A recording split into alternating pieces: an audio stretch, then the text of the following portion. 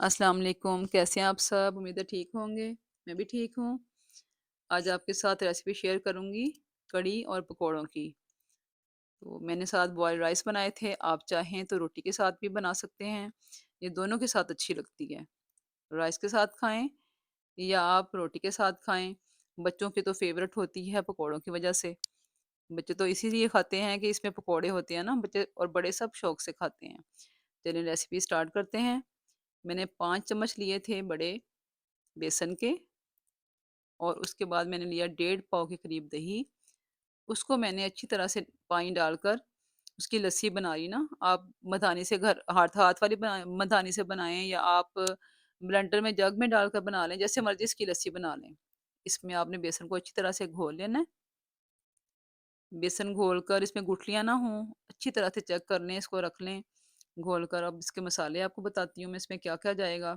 इसमें जाएँगे 2 प्याज़ मीडियम, 2 टमाटर जाएँगे, 2 चम्मच जाएगा लहसुन अदरक का पेस्ट, साथ जाएँगे इसमें सुरख मिर्च जाएगी, इसमें छोटी-सी चम्मच अजवाइन जाएगी, 1 चुटकी जाएगी इसमें कलौंजी, नमक जाएगा, हल्दी जाएगी, ज़ीरा और सूखा धनिया। ये सूखी मेथी और गरम मसाला मैं बाद में ऐड करूँगी, जब तैयार हो जाएगी। अब हमने प्याज़ को फ्राई करना है, प्याज़ जब फ्राई हो जाएगा, थोड़ा-सा कलर चेंज कर लेगा, तो उसमें डालेंगे हम लहसुन अदरक का पेस्ट। ऑयल आपने अपनी मर्ज़ी से कम या ज़्यादा डाल लेना है। हम ज़्यादा ऑयल नहीं खाते हैं, तो हम कम डालते हैं। अगर आपको ज़्यादा ऑयल अच्छा लगता है, तो आप ज़्यादा डाल सकते हैं। तो हमने फ्राई कर लिया है लहसुन अदरक को। अब इसमें जाएँगे टमाटर। टमाटरों को हम नरम करेंगे। इसको भी हम हल्का-सा जो है वो इसमें सौटे करेंगे। थोड़ा-सा जब नरम हो जाएँगे, तो इसमें डालेंगे फिर हम मसाले। टमाटर अपना पानी छोड़ते हैं ना, तो उसमें मसाले भुन जाते हैं। मसाले जलते नहीं हैं। तो अब हमने जो मसाले थे इसमें बेसिक मसाले हैं, साथ सिर्फ अजवाइन और कलौंजी डाली है मैंने। अजवाइन भी क्योंकि बेसन हम यूज़ कर रहे हैं, तो अजवाइन अच्छी है इसके लिए। स्मेल खुशबू भी अच्छी होती है और ये पेट के लिए भी अच्छी होती है, बादीपन नहीं होता इससे। तो इसको हम अच्छी तरह से भून लें। घी जब छोड़ देगी ना, जाएगा घी छोड़ देगा, फिर हम इसमें डालेंगे जो हमने बेसन घोल के रखा हुआ है लस्सी के अंदर। इसमें हम डालकर ऊपर से हम इसमें पानी डाल देंगे। पानी आपने डालना है तकरीबन 1.5 से 2 लीटर। कम ज़्यादा आप कर सकते हैं जैसे कि आपको पसंद हो, पतली और गाढ़ी जिस तरह की भी आप पसंद करते हैं कढ़ी खाना। तो ना बहुत पतली हो, ना बहुत गाढ़ी हो, इस तरह की कढ़ी तैयार हो, तो उसके लिए हमें पानी थोड़ा-सा ज़्यादा डालना है ताकि बेसन अच्छी तरह से पक जाए। ये पानी पक-पक कर जो है ना बेसन का कच्चापन ख़त्म होगा, क्योंकि हमने इसमें कच्चा बेसन ऐड किया है ना, तो इसको हमने पकाना है बहुत ज़्यादा। तो लस्सी में डाली हुई है तो ये झाग छोड़ेगी, तो इसको आपने छोड़ना नहीं है। इसमें चम्मच चलाते रहना है, थोड़ी-थोड़ी देर बाद पास खड़े रहना है, वरना ये उबल जाती है। इसका बॉयल जो है ये किनारे से बाहर आ जाता है। तो आप जब तक ये पकना ना शुरू हो जाए, तब तक आपने इसके पास रहना है और इसको चम्मच से हिलाते रहना है। जब ये पकना शुरू हो जाएगी, तो फिर हम इसकी आँच भी थोड़ी-सी कम कर देंगे और फिर हम कुछ और भी अपना काम कर सकते हैं। फिर हम इसके पास खड़े होना ज़रूरी नहीं होता कढ़ी के पास। तो आप इसको थोड़ी-थोड़ी देर बाद हिलाते रहें, जब तक ये अच्छी तरह पकने ना लग जाए। इसकी झाग भी ख़त्म हो जाएगी और ये ऐसे ही पकती रहेगी। आपको पता है ना कढ़ी बहुत टाइम लेती है, तकरीबन आधे से 1 घंटा तो लेती है पकते हुए, फिर ही अच्छी कढ़ी तैयार होती है। तो आप जब ये पकना शुरू हो जाए तो इसको छोड़ें, पकती रहेगी और मैंने सोचा मैं अपनी जो है ना बाहर से पालक ले आऊँ पकौड़ों के लिए। तो मैं पालक जो है वो तोड़ रही हूँ, मेरी लगी हुई है क्यारी में। मैंने पालक तोड़ी है, घर की पालक डालूँगी अपने पकौड़ों में। तो मेरी नज़र पड़ी एक छोटी-सी बेल के ऊपर, उस पे लगा था करेला।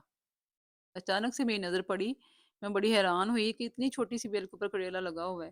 तो मैंने कहा आपको मैं दिखाऊँ, आपके साथ शेयर करूँ कि बीज जो हैं वो उग जाते हैं और ऐसे फल भी लग जाता है, बाज़ औक़ात सब्जियाँ लग जाती हैं। ये पालक मैंने तोड़ ली है, ये बहुत है मेरे पकौड़ों के लिए। कढ़ी माशाल्लाह से पक रही है, घी छोड़ रही है, देख लें। कढ़ी पकने में टाइम लगता है थोड़ा, तो इस दौरान आप कोई भी और काम कर सकते हैं। तो मैंने अपने पकौड़ों का मसाला भी तैयार कर लिया है इसी तरह। कढ़ी तैयार है, इसमें डालेंगे अब हम बाकी जो चीज़ें डालनी हैं।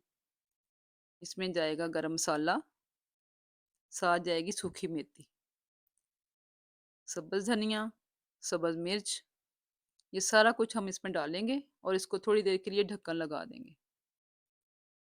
इससे ये होता है कि इसकी खुशबुएँ जो हैं वो आपस में मिक्स हो जाती हैं, अच्छी तरह से रच-बस जाती हैं। ढक्कन लगाकर हल्की आँच पर जो है रखने से खुशबू अच्छी तरह मिक्स होती है, हंडिया की खुशबू अच्छी अच्छी आनी शुरू हो जाती है। मैं तो हमेशा दम लगाती हूँ धनिया डाल के, तो कढ़ी माशाल्लाह से तैयार है। घी उसने छोड़ दिया है। अब मैं बनाऊँगी पकोड़े। पकोड़ों के लिए मैंने आलू लिए हैं, जितनी आप क्वांटिटी बनाना चाहते हैं, जितने भी बनाना चाहते हैं उस हिसाब से आप सब्ज़ी ले सकते हैं, कोई भी सब्ज़ी। ये है पालक जो मैंने घर से तोड़ी है, ये मसाले जाएँगे, ये दरदरा सा सूखा धनिया है, कुटी मिर्च है लाल, पिसी मिर्च है, अजवाइन है, ज़ीरा है, गरम मसाला है। ठीक है? ये सब मैंने ले लिया है। 1-1 चम्मच और सूखा धनिया 1.5 चम्मच। बेसन लिया है मैंने तकरीबन 1.5 से आधा किलो के दरमियान है। 1.5 पाव से आधा किलो के दरमियान। तो इसमें मैंने अपनी सारी सब्जियाँ डाल लेनी हैं, ये पालक डाल ली है। बहुत बारीक काटने की ज़रूरत नहीं है, क्योंकि हमने पकोड़े बनाने हैं, फ्राई करने हैं तो थोड़ा नज़र आए ना सब्ज़ी। तो आलू जो हैं मैंने लंबे काटे हैं, चिप्स की तरह के, बच्चों को पसंद आते हैं। तो सारी हमने इसमें मसाले डाल लेने हैं। मसाले डालकर इसको अच्छी तरह से बेसन के साथ मिक्स कर लेना है। सब्जियाँ अपना पानी छोड़ देती हैं, तो हमने पानी इसमें थोड़ा ऐड करना है। ये नहीं कि हमें एकदम से पानी डाल देना है, तो फिर हमारा बेसन बहुत पतला हो जाएगा, पकोड़े अच्छे नहीं बनेंगे। तो हम इसको अच्छी तरह से थोड़ा पानी डालकर मिक्स करेंगे, अगर ज़रूरत पड़ेगी तो और डाल लेंगे। सब्ज़ी के अंदर पानी होता है, उसके साथ बेसन पतला हो जाता है, थोड़ा-सा नरम पड़ जाता है, फिर पकोड़े अच्छे नहीं बनते। तो ये मैंने बेसन अपना अच्छी तरह से घोल लिया है। जिस तरह का मुझे चाहिए थी इसकी थिकनेस वैसी मैंने रख ली है। तो अब मैं इसको करूँगी फ्राई। पकोड़े बनेंगे, कढ़ी तो तैयार है, अब पकोड़े बनाएँगे हम। ये मैंने लिया है सरसों का ऑयल। मुझे फ़रमाइश आई थी कि हम सरसों के ऑयल में बनाएँगे आज पकोड़े। तो मैंने सरसों का ऑयल लिया है, सरसों का ऑयल मैंने तैयार करके रखा होता है घर में। इसमें मैं लहसुन, अदरक, प्याज़ डाल के इसको एक दफ़ा जला के रख लेती हूँ, खाना बनाने के लिए। फिर इसमें किसी किस्म की स्मेल नहीं आती, बहुत मज़े के लगते हैं इसमें जो भी हम बनाते हैं। तो अक्सर खाना बनाती हूँ, तो आज मैंने पकाए हैं, बहुत अच्छे बने। इसमें किसी किस्म की कोई स्मेल नहीं होती, बल्कि ये सेहत के लिए ज़्यादा अच्छे होते हैं।